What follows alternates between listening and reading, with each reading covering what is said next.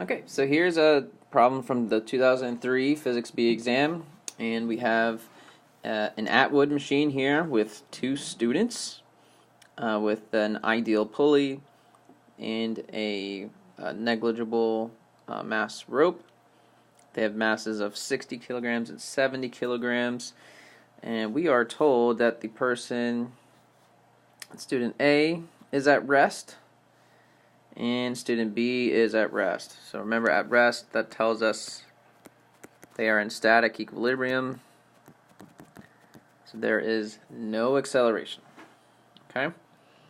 Remember also that the tension in both of, there's only one rope, so the tension is equal for both of these students. Okay?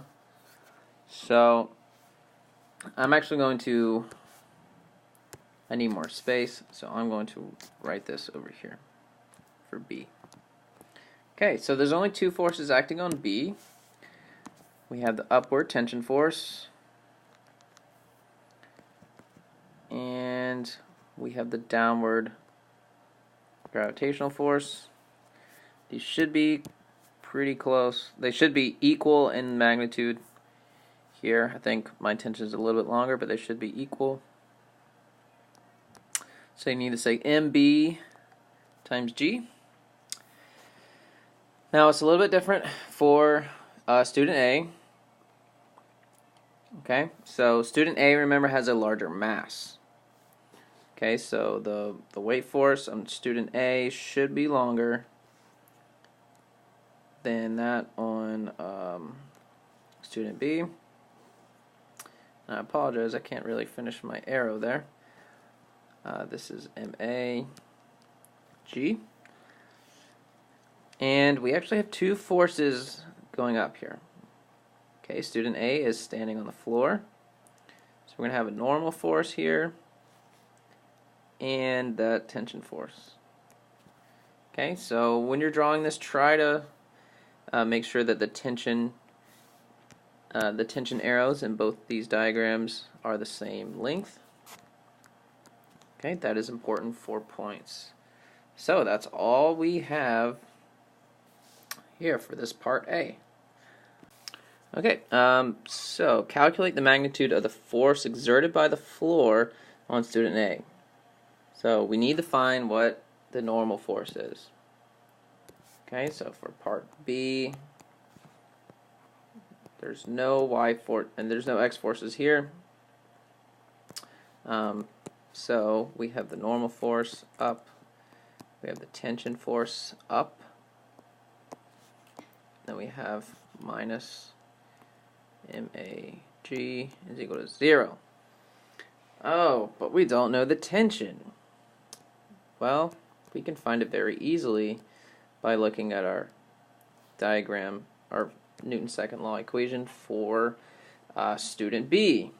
Student B only had two forces acting on him, and that was tension minus MBG is equal to 0. So therefore, that tension force is equal to MBG.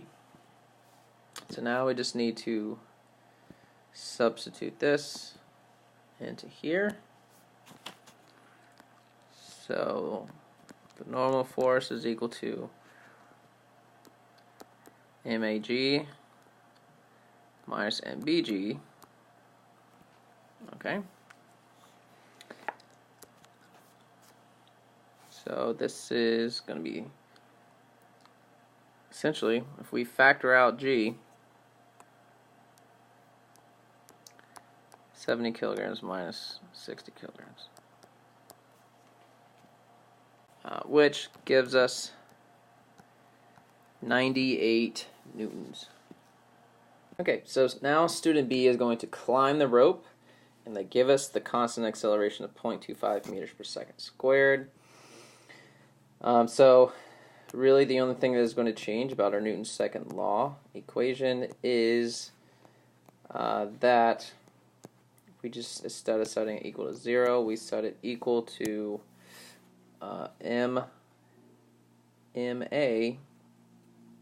or MB times A. Okay, so we have MBG equal to MBA. So the tension is MBA minus MBG, or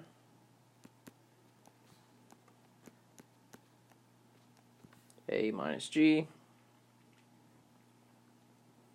and I totally made a mistake. This should be plus. Okay. And this should make sense. Before, the tension was just equal to mg. Now it's going to be slightly more than mg. Okay, because he's pulling down on it, essentially. You can think of it that way. He's going to have to pull down on the rope in order to move his body upwards. Okay, by Newton's third law. So his mass is 60 kilograms. This is 0.25, and then plus 9.8. So this is 603 newtons.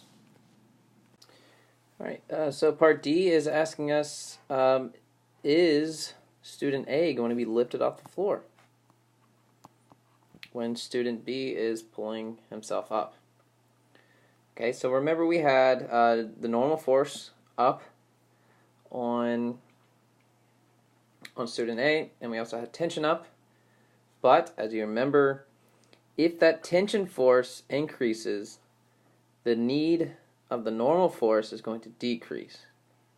Okay? Do you remember in class, if I were to push down on a book or something on a level surface, the normal force will have to increase. Okay? So kind of this situation here is like if you were to lift on the book slightly, without causing it to accelerate, the normal force would decrease. So the only way that this person is going to accelerate is if the tension in the rope is greater than the mass of student A times G. So is 603 newtons greater than 70 kilograms times 9.8 meters per second squared? No, it's not. Okay, 603 is smaller than 686 newtons. Okay, so you can justify this in something like this. You can justify it in words. It is not enough force in order to cause that person to accelerate. What is the minimum acceleration that student B would have to have in order to lift student A? Well, we know that the tension must be greater than, or at least equal to, 686 newtons, which is 70 kilograms, times 9.8. So let's say it has to be 687 newtons. Okay, so if we go back to our free body diagram on student B, we had the tension minus the mass of student A times G is equal to MA times, there we go. Okay. So the acceleration of this person is simply T minus MAG over MA. Okay, so let's say T is equal to 687 newtons, or 686 at the very minimum. Okay, because there would still be some normal force there. So 686, and then student A is 60 kilograms, that's 588 newtons, 5 by 60.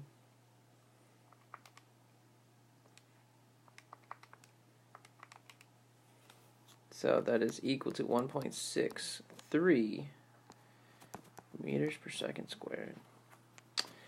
And that's it. So it's probably the first Atwood machine problem that you've done. This is a pretty good question, and I hope this helps you understand it. Bye-bye.